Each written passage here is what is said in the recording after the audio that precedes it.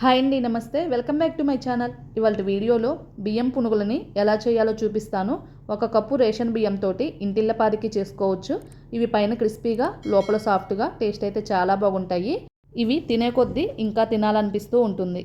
పిండి పులియబెట్టే పని లేకుండా వీటిని మార్నింగ్ బ్రేక్ఫాస్ట్కైనా ఈవినింగ్ స్నాక్స్కైనా అప్పటికప్పుడు వేడివేడిగా చేసుకొని తినేయవచ్చు. ఇంక లేట్ చేయకుండా ఈ క్రిస్పీ బియ్యం పునుగుల్ని ఎలా చేయాలో చూపిస్తాను. ముందుగా ఇలా ఒక బౌల్ తీసుకొని ఇందులోకి 1 కప్పు వరకు రేషన్ బియ్యాన్ని తీసుకోవాలి. ఈ పునుగులకి రేషన్ బియ్యం అయితేనే బాగుంటాయి. ఇప్పుడు ఇందులోకి నీళ్ళని పోసుకొని శుభ్రంగా 2-3 సార్లు వాష్ చేసుకొని ఇందులో నీళ్ళన్నీ వంపేసుకోవాలి. మరలా ఇందులోకి ఫ్రెష్ వాటర్ని పోసుకొని మూత పెట్టేసుకొని ఒక 2 to 3 అవర్స్ పాటు నానబెట్టుకుంటే సరిపోతుంది. ఒకవేళ మీకు మార్నింగ్ బ్రేక్ఫాస్ట్కి కావాలి అంటే ముందు రోజు నైటే నానబెట్టుకోవచ్చు. లేదా ఈవినింగ్ స్నాక్స్కి కావాలి అంటే ఆఫ్టర్నూన్ అయినా నానబెట్టుకుంటే సరిపోతుంది. ఇప్పుడు ఇలా ఒక ప్రెషర్ కుక్కర్ తీసుకొని ఇందులోకి 3 మీడియం సైజు బంగాళదుంపలను తీసుకొని అవి మునిగే వరకు నీళ్ళను పోసుకొని మూత పెట్టేసి పైన విజిల్ కూడా ఉంచి స్టవ్ ఆన్ చేసి స్టవ్ పైన పెట్టుకొని మీడియం ఫ్లేమ్ మీద 3 to 4 విజిల్స్ రానివ్వాలి. ఇలా 3 to 4 విజిల్స్ వచ్చిన తర్వాత స్టవ్ ఆపేసి కిందకు దించుకొని వీటిపైన ఉన్న పొట్టును తీసుకొని ఇలా సపరేట్ చేసుకొని ఇవి వేడి చల్లారేంత వరకు పక్కకు పెట్టుకోవాలి. ఇక్కడ 3 గంటల తర్వాత బియ్యం అయితే చూడండి చక్కగా నానిపోయాయి కదా. ఇప్పుడు ఇందులో నీళ్ళన్నీ వంపేసుకొని వీటిని ఒక మిక్సీ జార్లోకి అయితే ట్రాన్స్ఫర్ చేసుకోవాలి. ఇప్పుడు ఇందులోకి బియ్యాన్ని వేసుకున్న తర్వాత మనం ఆల్రెడీ ఇక్కడ బంగాళదుంపలను ఉడికించుకున్నాం కదా. బంగాళదుంపలు వేడి కంప్లీట్గా చల్లారిన తర్వాత ఇలా బంగాళదుంపలను మెదుపుకొనైనా వేసుకోవచ్చు. లేదు అంటే ముక్కలుగా అయినా కట్ చేసైనా తీసుకోవచ్చు. ఇలా మిక్సీ జార్లోకి ట్రాన్స్ఫర్ చేసుకున్న తర్వాత ఇప్పుడు ఇందులోకి వాటర్ని అయితే యాడ్ చేసుకోవాలి. వాటర్ని మరీ ఎక్కువగా వేసుకోవద్దు. ఒక పావు కప్పు కంటే కూడా తక్కువగానే వేసుకోవాలి. ఇక్కడ చూడండి మూత పెట్టేసి స్మూత్ కన్సిస్టెన్సీలో మనం గ్రైండ్ చేసుకోవాలి. ఈ విధంగా గ్రైండ్ చేసుకున్న తర్వాత ఇలా ఒక బౌల్లోకి అయితే ట్రాన్స్ఫర్ చేసుకోవాలి. ఇప్పుడు ఇందులోకి ఒక ఆనియన్ను ఇలా సన్నగా చాప్ చేసుకొని వేసుకోవాలి. అలాగే 2 పచ్చిమిర్చిని కూడా ఇలా చిన్న ముక్కలుగా కట్ చేసుకొని వేసుకోవాలి. అలాగే కొంచెం కరివేపాకుని శుభ్రంగా వాష్ చేసుకొని ఇలా సన్నగా చాప్ చేసుకొని వేసుకోవాలి. అలాగే కొంచెం కొత్తిమీరను కూడా శుభ్రంగా వాష్ చేసుకొని ఇలా సన్నగా చాప్ చేసుకొని వేసుకోవాలి.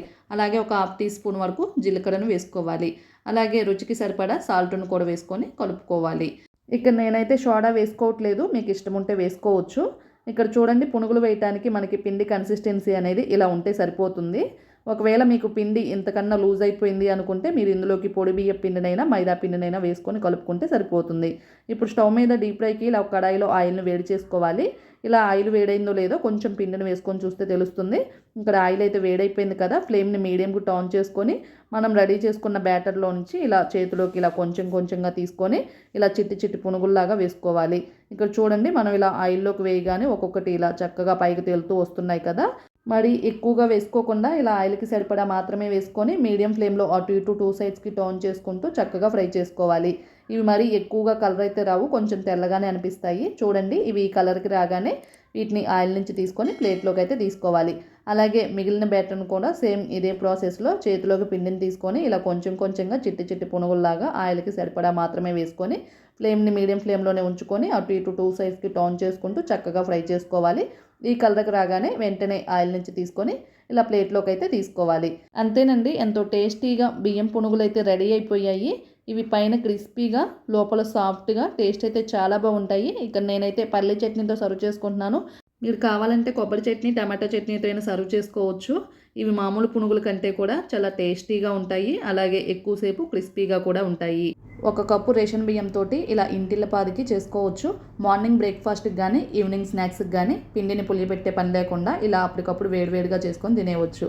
ఇంకా లేట్ చేయకుండా మీరు కూడా ఈ క్రిస్పీ బియ్యం పునుగులని ఒకసారి ట్రై చేసి టేస్ట్ ఎలా వచ్చాయో కామెంట్ బాక్స్లో మీ ఫీడ్బ్యాక్ని అయితే తెలియచేయండి.